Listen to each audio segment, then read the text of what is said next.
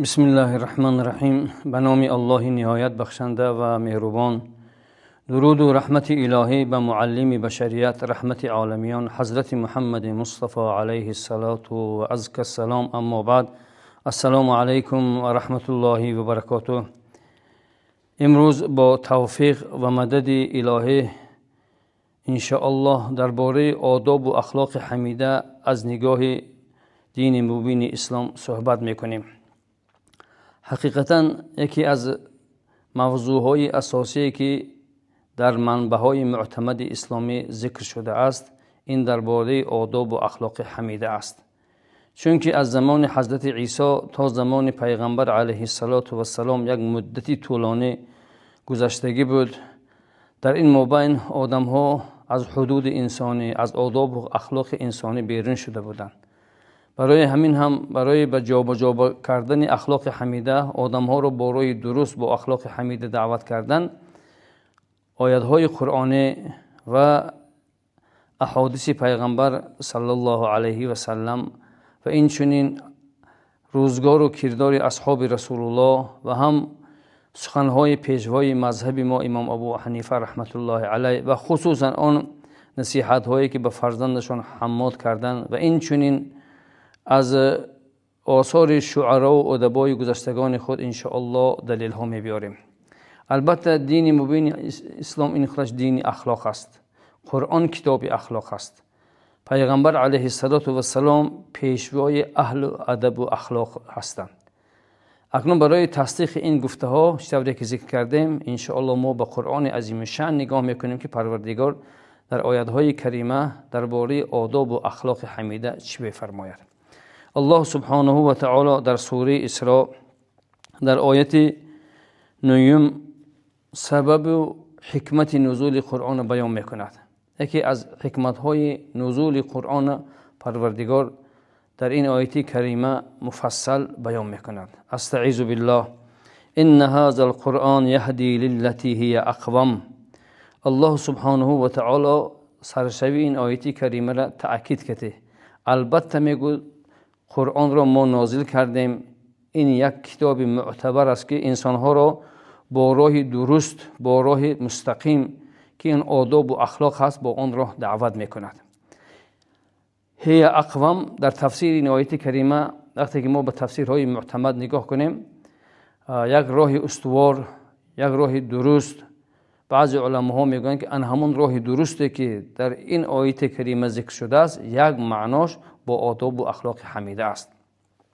اکنون الله سبحانه و تعالی مادامی که آداب و اخلاق حمیده را در این آیت کریمه ذکر کرده است که یکی از هدفهای نزول قرآن انسانیت با راه یعنی اخلاق حمیده هدایت کردن است. حقیقتا چرا اکنون در دین مبین اسلام آداب و اخلاق حمیده بسیار هم یکی از موضوعهای اساسی است؟ چون که در این زمان جاهلیت، یعنی زمان پیش از اسلام، انسان ها از تمام اخلاق حمیده، از اخلاق انسانیت دور شدگی بودند. حقیقتا ما با آیات های قرآنی نگاه میکنیم که تا کدام درجه انسان ها از حدود انسانیت برآمدند که آداب و اخلاق حمیده را از بین دور کرده بودند. زنده به زنده فرزندانشان را شو میکردند، گور میکردند. و اذا الموءودة سئلت بأي ذنب قتلت. الله سبحانه و تعالی در دیگر آیات های قرآن اخلاق و عادت های زمان جاهلیت چطور بد بودنش یعنی ذکر میکنه. اکنون برای آداب و اخلاق حمیده را در مابین انسان ها جاری کردن، الله سبحانه و تعالی دین مبین اسلام و کتاب قرآن عظیم شان و معلم بشریت پیغمبر علیه السلام را فرستاد. اکنون الله سبحانه و تعالی چطوری که در سوره اسراء بیان کردیم آیت 9 ذکر میکند، اکنون همین آیت تمام نشده، آن شخصانی که به قرآن عظیم شان عمل میکنند، حکمت نزول قرآن درک میکنند، صاحب آداب و اخلاق حمیده میشوند، مکافاتشان را پروردگار بیان میکند. و یبشر المؤمنین الذین یعملون الصالحات ان لهم اجرا کبیرا. پروردگار میگوید که بشارت داده میشود به چنین کسانی که عملهای صالح میکنند. یکی از بهترین عمل صالح این صاحب آداب و اخلاق حمیده بودن است. پروردگار مکافاتشون رو بیان کرده، میگوید بشارت داده می شود برای چنین شخصانی که عادت و اخلاق سیئه زمان جاهلیت را ترک میکنند و با آداب و اخلاق حمیدی اسلامی میگذرند. برای ویها بشارت داده می شود، آن بشارت که برای وجه بهترین مکافات است. اکنون اجرا کبیرا، علماها در تفسیر این آیه کریمه میگن که از همه مکافات عالی ترین برای ویها یعنی هدایت این دنیا و هم آخرت است. از این معلوم می شده است که انسان در این دنیا با راه سعادت و در آخرت داخل شدن دار سعادت جنت است. این به واسطه اخلاق و آداب حمیده است.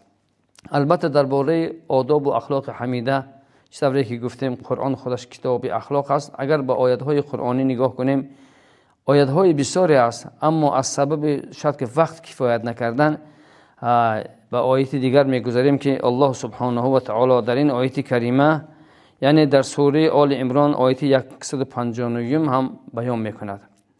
استعیذ بالله، پروردگار به پیغمبرش به حضرت محمد علیه السلام خطاب کرده میگوید که استعیذ بالله فبما رحمت من الله لنت لهم ولو كنت فظا غلیظ القلب لانفضوا من حولك فاعف عنهم واستغفر لهم وشاورهم في الامر فاذا عزمت فتوکل علی الله ان الله يحب المتوکلین.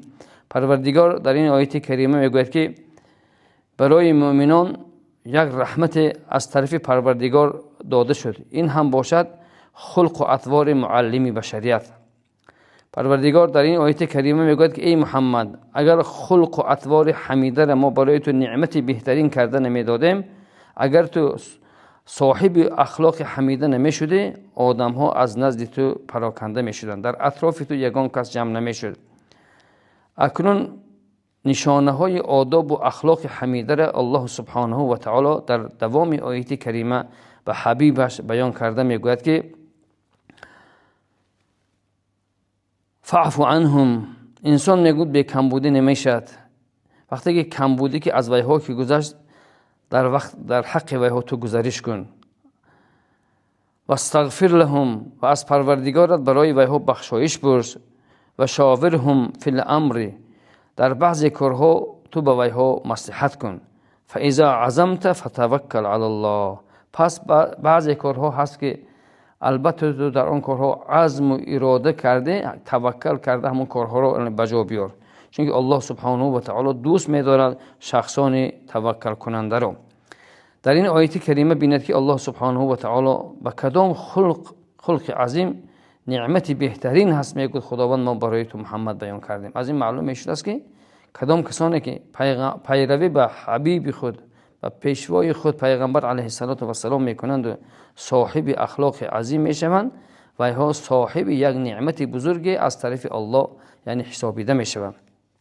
و این چنین الله سبحانه و تعالی در سوره قلم در آیه 4 قسم میخورد و انک لعلی خلق عظیم. پروردگار با همین قدر بزرگی عظمت با قسم خورده میگوید که قسم که ای محمد صلی الله علیه و سلم تو صاحب خلق عظیم هستی. اکنون اینها آیات های قرآن بود که از سبب شاید که وقت نرسیدن ما آیات ها رو گرفتیم و در تفسیر آیات ها کوتاه فقط معنای لغوی و اینها رو گفتیم. اکنون چطوری که در سرشبیه صحبت گفتیم ما به منبع معتمد دیگر اسلامی به حدیث های پیغمبر نگاه میکنیم که پیغمبر علیه السلام در این باره چی میگویند. قال رسول الله صلی الله علیه و سلم، این حدیث را عبدالله ابن عمر رضی الله عنه ما روایت میکنند. پیغمبر خدا گفتند که ان من خیارکم احسنکم اخلاقا، حدیث متفق علیه. وقتی که حدیث متفق علیه شد این در روایت شیخین هم امام بخاری هم امام مسلم آمده است. این حدیث عبدالله ابن عمر رضی الله عنه روایت میکنند. پیغمبر خدا میگن که از همه بهترین شما در مابین امتان من اون شخصانی هستند که صاحب خلق عظیم هستند. و این چنین در حدیثی که صحابی جلیل ابو هریره رضی الله عنه روایت میکنند پیغمبر خدا علیه السلام گفتند که انما بعثت لاتمم مکارم الاخلاق. این در روایت امام بیهقی آمده است. پیغمبر خدا علیه السلام میگویند که پروردگار مرا پیغمبر کرده فرستان تا که اخلاق حمیده را یعنی مکمل کنم. اخلاق حمیده، آداب اخلاق انسانی را به انسان ها تعلیم دهم گفته پیغمبر خدا در این حدیث یعنی بیان میکنم. و این چنین ما اگر به حیات شاگردان مدرسه رسول الله، اصحاب رسول الله نگاه کنیم و اینها چنین صاحب خلق عظیم بودند. در این باره یک قصه از حیات اصحاب رسول الله بیان میکنیم. وقتی که البته در جزیره عرب، در ارض حجاز، در زمین حجاز که خبر پیغمبر شدن پیغمبر علیه السلام که در دنیا پهن شد، بعض انسان ها که دین پدر و مادرشون قطع بت پرستی و آتش پرستی که دین صاحب دین بودن، دین خود می شماریدن، این چیز برای ویها معقول نشد. ویها گفتن که آن اصحاب رسول الله، آن کسانی که پیروی به محمد صلی الله علیه و سلم کردگی هستند، اگر به دیارهای ما بیایند ما با آنها تجارت نمی کنیم. از آن جمله اهل مصر که اهل مصر همون شهروندان مصر گفتن که ما امسال با شخصانی که از ارض حجاز می بیایند ما با ویها عموما معامله تجارتی نمی کنیم، حتی ویها را به بازارهای خود در آمدن نمی مانیم. وقتی که وقت تجارت شد، آدمهای خود اشرافان همون مصر، حاکمان که والیان مصر فرستادن که رفته یک از راه اصحاب محمد علیه السلام گردانید، چون که ویها دین بابا گذشتگان ما را ترک کرده به دین نو، یعنی دین نو اختیار کردن گفته. از همین لحاظ ما ویها را از تجارت کردن با ویها خودداری میکنیم. اما وقتی که نمایندگان والیان مصر به نزد همون اصحاب رسول الله، شاگردان مدرسه رسول الله که رفتن، از دور نظارت کردن که وی هر سال می آمدن، اخلاق و آداب هاشون دیگر بود. امسال از دور نظارت کردن که یک احترام در مابین همدیگر، یک تراحم هست که اینها در حیرت ماندن. آمده به والیان خود گفتن که آن شخصانی که هر سال نزد ما برای تجارت می آمدن این آن شخصان نیستند، اینها با کلی فرق میکنند. خوردشان و کلانشان یا دستگیری میکنن، با احترام همدیگر احترام و آداب اخلاق حمیده که معامله میکنن. پس از شنیدن چنین سخنها والیان مصر راضی شدند که به بازارهای مصر آنها را مانند. وقتی که به بازارهای مصر آمدن، حقیقتا مشاهده کردند که در تجارت خود صادق، قسم نمیخورند، دروغ نمیگویند، سخنهای پست و بلند نمیگویند. بسیار احترام یعنی حمیده که در آنها بود. از رفتار و کردار اصحاب رسول الله دعوت نکرده همون والیان مصر و این چنین همون شخصانی که هر سال تجارت میکردن، یعنی پیروی به اصحاب رسول الله کرده، یعنی دین مبین اسلام چا کردن، قبول کردن. و این چنین ما با سخنهای پیشوای مذهب خود امام ابو حنیفه که به فرزندشان یعنی حماد کردن ان شاء الله گفته میگذاریم. امام ابو حنیفه به فرزندشان گفتن که من 500,000 حدیث میدانم، از مابین همون 500,000 حدیث برای تو 5 حدیث وصیت میکنم، نصیحت میکنم. اگر تو به همون 5 حدیث عمل کنی ان شاء الله به تمام احادیث ماندگی تو عمل کردگی حساب میشوی.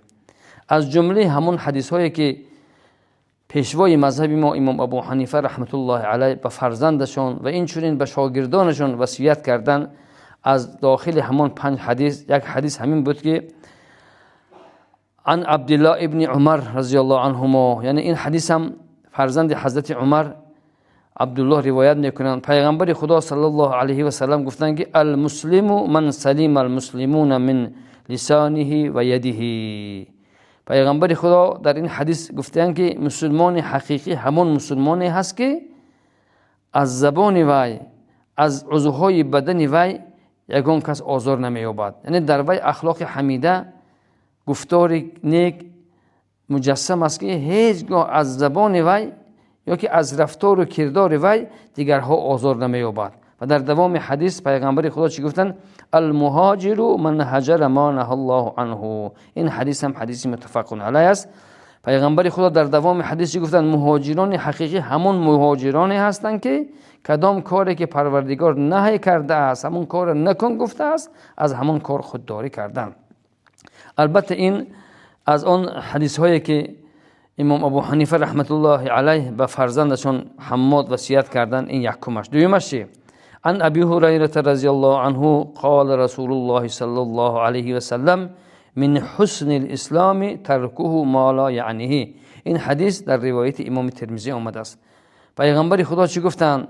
گفتن که انسان خلق نیک، اطوار نیک، رفتار نیک که وی همون هست که کلام ها، سخن هایی که معنی ندارند به وی ها دخالت نمی کند.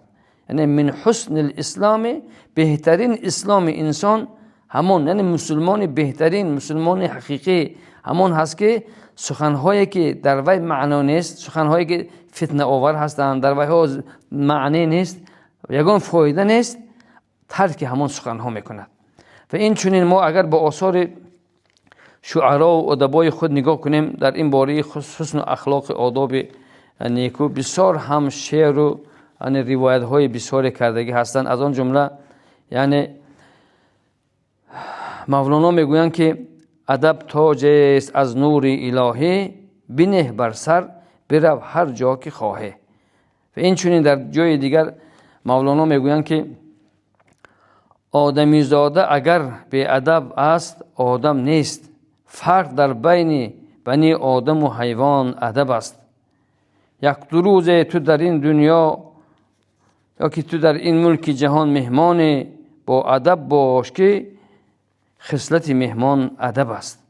از این آیات های کریمه و از احادیث پیغمبر علیه السلام و از رفتار و کردار و اخلاق یعنی شاگردان مدرسه رسول الله، اصحاب رسول الله و از سخنان پیشوای مذهب خود امام ابو حنیفه و این چنین از آثار گذشتگان ادبا و شعرا ما حس کردیم که الحمدلله دین مبین اسلام این دین اخلاق و آداب حمیده است.